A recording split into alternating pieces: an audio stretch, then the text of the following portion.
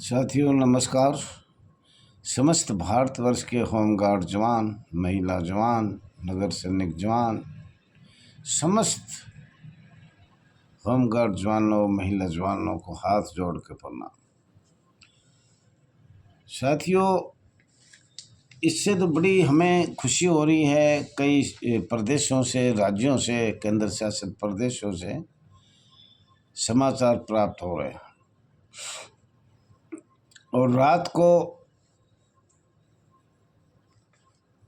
समाचार प्राप्त हुआ कि भाई पाकिस्तान के जो आतंकवादी थे उन पे भारतीय सेना ने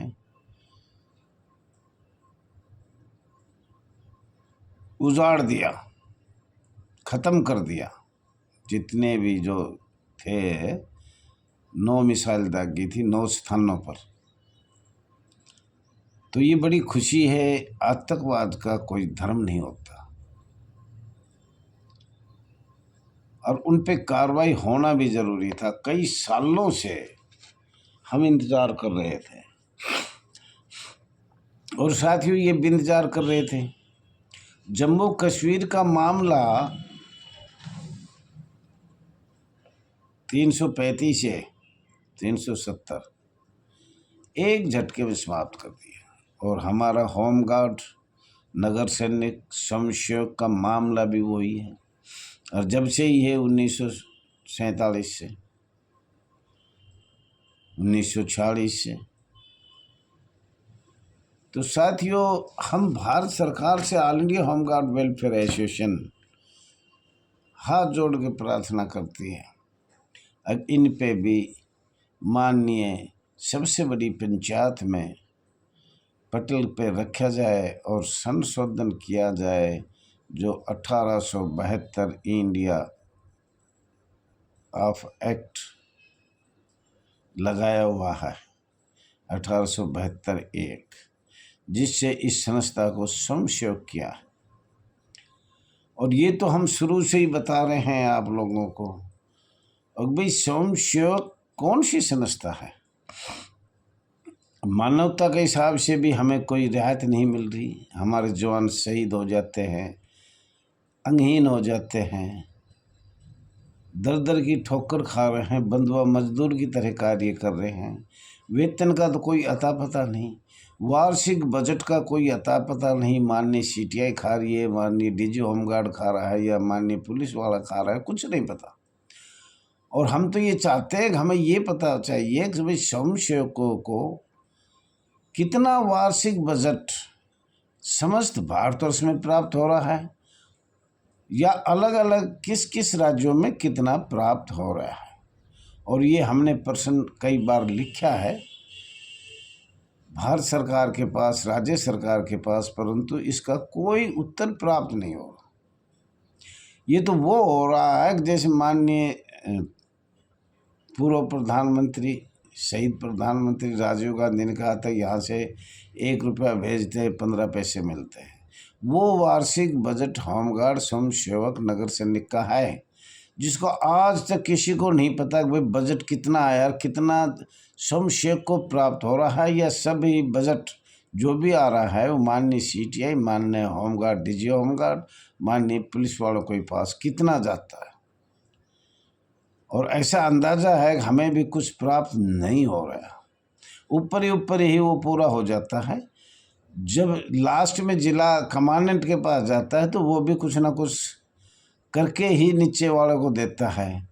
तो कहने का मतलब ये सही है, जो बजट हमारा आ रहा है उससे भी बिल्कुल जीरो के बराबर मिल रहा है और मिल भी नहीं पा रहा। सीटीआई में तो खाना तो ऐसा मिलता है, कहीं दाल ही नहीं मिलेगी, जली हुई रोटी मिलेगी, कुछ नहीं मिलेगा, न टर्निंग है न पर्निंग है। खाना पूर्ति करके करोड़ों अरबों का आर्थिक सहायता प्राप्त हो रहा है। तो साथियों, ये आपका अपना चैनल है RS दहिया एक्स होमगार्ड में स्वागत है। ज़्यादा से ज़्यादा लाइक करें, शेयर करें, कमेंट करें, सब्सक्राइब करें और जुड़ने की भी कोशिश करें और कुछ डिस्कस करने की भी कोशिश करें। क्या हम गलत बोल रहे हैं या कुछ सही बोल रहे हैं या उस पर आप भी अपना विचार रखने की कृपा करें, कष्ट करें। Mobile number 9996318889। और साथियों, संघर्ष करते रहना है। माननीय न्यायालय से, माननीय मंत्रियों से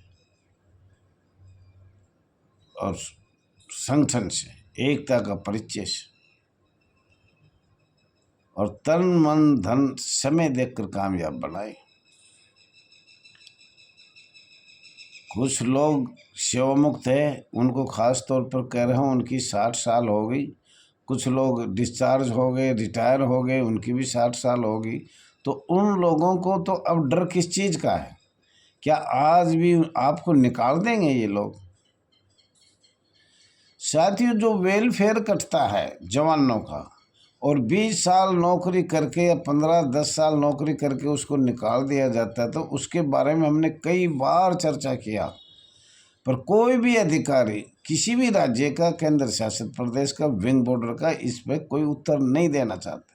न राज्य सरकार देना चाहती है, न भारत सरकार देना चाहती है। बड़े दुख के साथ कहना पड़ता है, ये बड़ी दुख की गाथा है। बहुत से जवान आज भी 10, 15, 20 साल वेलफेयर कट रहा था, उनकी रसीद है और वो आज तक प्राप्त नहीं हुआ। उसका न बताया गया। कितनी दुखदाई, इतनी दुखदाई बात है कि हम बताते बताते मेरी तो उम्र भी चली गई और जाने वाली भी है।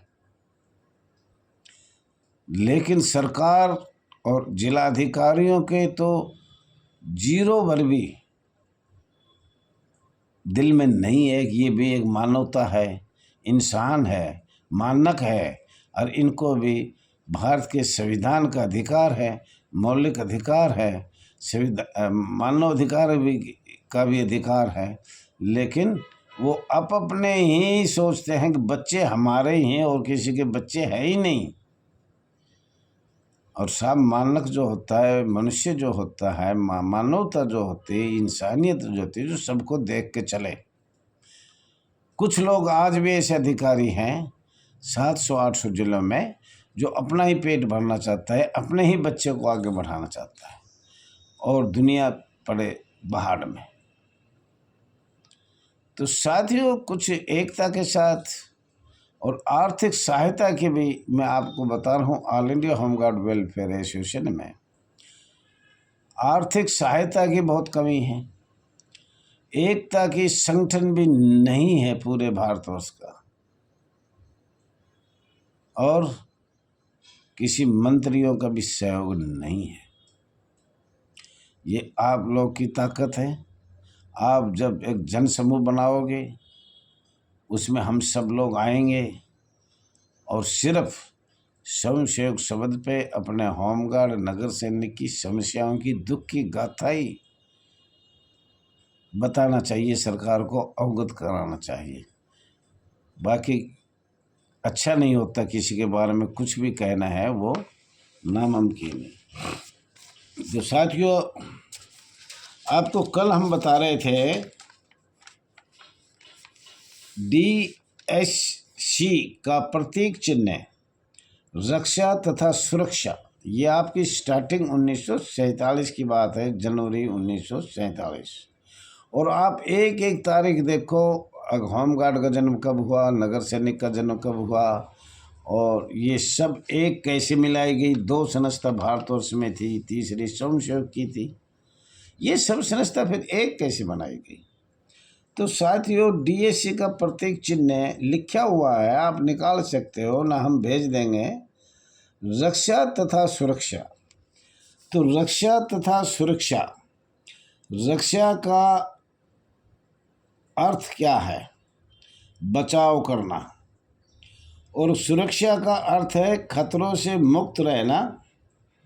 ये सुरक्षा है और ये परमानेंट संस्था है, सरकारी संस्था है। और रक्षा तथा रक्षा का अर्थ बचाव करना है, अपना और पब्लिक का। ये दो यहीं से चल गई, आप देख लेना, जनवरी 1947 से। रक्षा स्वयंसेवक या दूसरों के लिए की जाती है। रक्षा स्वयंसेवक, ये शब्द आ गया आपका। रक्षा स्वयंसेवक या दूसरों के लिए की जाती है। सुरक्षा आमतौर पर व्यापक रूप से की जाती है, जैसे देश की सुरक्षा, रक्षा, सतर्क रहना। सुरक्षा जिम्मेदारी है, सुरक्षा एक जिम्मेदारी है। तो साथियों, ये आपको बताया है 1947 का। कल हमने आपको पहली जो राष्ट्रीय सुरक्षा कोर DSC की स्थापना रक्षा विभाग का भी बताया गया था, और उसका तो बताते बताते 1959 कनूर, कल मैं गलती से बोल गया, कनूर तक पहुंच गया। ये चला है आगरा UP से, और फिर आया दिल्ली। तो यही एक बड़ी संस्था है। और 1958, 57 और 1959 में जो भी हुआ वो भी आपको बताया जाएगा। और ये संस्था 11 सितंबर 1958, आप देख भी सकते हो। तारीख भी इसलिए बताया जाता है ताकि आपको ये मालूम हो, अगर भाई ये तारीख बताया तो इसमें हमें पढ़ना चाहिए, देखना चाहिए। कुछ साथियों ऐसे भी कर रहे हैं। बहुत से जवानों से मेरी मोबाइल बात हुई, फ़ोन द्वारा हुई। 50 से ऊपर हो गए, वो तो कह रहे हैं कि जी 2-4 साल है, हमें क्या करना है, हम तो रिटायर हो जाएंगे, चले जाएंगे, या सरकार निकाल देगी। और जो आज भर्ती हो रहे हैं या वो भर्ती चल रहे हैं 20 से 40 तक, या 25 से 40 तक, या 18 से 40 तक, वो लोग सोचते हैं कि यार अभी हमें तो खाने पीने का, काम करने का, कार्य करने का, घर परिवार चलाने का, कुछ 2 पैसे आने का कार्य प्राप्त हुआ है। अगर हम अपनी आवाज़ उठाएंगे तो हमें सेवा मत कर देंगे, हम कुछ नहीं कर पाएंगे। माननीय सर्वोच्च न्यायालय भी नहीं कर पा रहा है, और सरकार भी इस बात पे कोई ध्यान नहीं दे रही, भारत सरकार भी इस बात पे कोई ध्यान ना दे रही। और अभी आपके सामने सिविल डिफेंस की बात कर रहा है। होम गार्ड की तो कभी कभी 1-2 अक्षर आता है, क्योंकि होम गार्ड गृह विभाग है। और आपको हमने अभी बताया है रक्षा और सुरक्षा। तो आपको शुरू में ही रक्षा में रख दिया गया, चिन्ह है, अलग अलग लिखा हुआ है, वो कभी भी कोई भी पढ़ सकता है। एक साइड है रक्षा तथा सुरक्षा, दोनों दे रखा है।